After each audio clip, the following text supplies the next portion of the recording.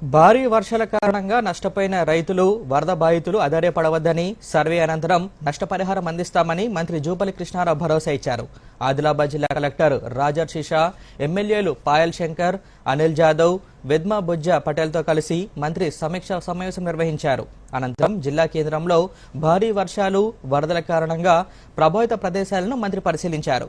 దెబ్బతిన్న ఇళ్లను, జరిగిన నష్టాన్ని బాధితులతో అడిగి తెలుసుకుని వారికి తక్షణ సహాయం అందించారు. అనంతరం అకోలి గ్రామంలో పర్యటించి తంతోలి వాగును పరిశీలించారు. ఈ సందర్భంగా మంత్రి జూపల్లి మాట్లాడుతూ భారీ వర్షాలు వరదల కారణంగా వాటిల్లిన నష్టాన్ని అంచనా వేసి నివేదిక ఇవ్వాలని అధికారులకు ఆదేశాలిచ్చారు.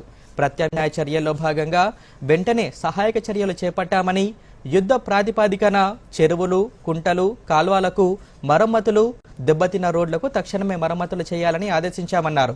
వ్యాధులు ప్రబలకుండా జాగ్రత్తలు తీసుకుంటున్నామని వివరించారు.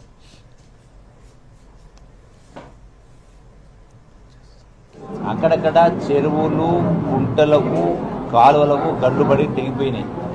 సో వివిధ రకాల నష్టం జరిగింది. ఈ యొక్క నష్ట నివారణ కోసం రాష్ట్ర యంత్రాంగం, జిల్లా యంత్రాంగం కూడా వ్యవసాయానికి సంబంధించి కానీ, రోడ్లకు సంబంధించి కానీ, ఇరిగేషన్ ట్యాంకులకు సంబంధించి కానీ, అట్లాగే ఇసుక మేటలు పెట్టినటువంటి పొలాలు ఉన్నాయి. సో వీటన్నిటికి సంబంధించి సమగ్ర సమాచారం సర్వే చేయించి, ఎన్యూమరేషన్ చేయించి, రైతు వారీగా సమాచారం తెప్పించి టోటల్గా వీళ్లకు ప్రభుత్వ పరంగా ఉన్నటువంటి చట్టాల ప్రకారం, జీవుల ప్రకారం వాళ్ళకు సహాయం చేయడానికి ఆ యొక్క ఎన్యూమరేషన్ చేయించేట్టు ఏర్పాటు చేస్తూ ఉన్నాం. అట్లాగే ఈ గండ్లు పడినటువంటి గుంటలకు, చెరువులకు, కాలువలకు తక్షణమే వాటిని పునరుద్ధరించేటువంటి ఏర్పాటు చేయడం జరుగుతుంది.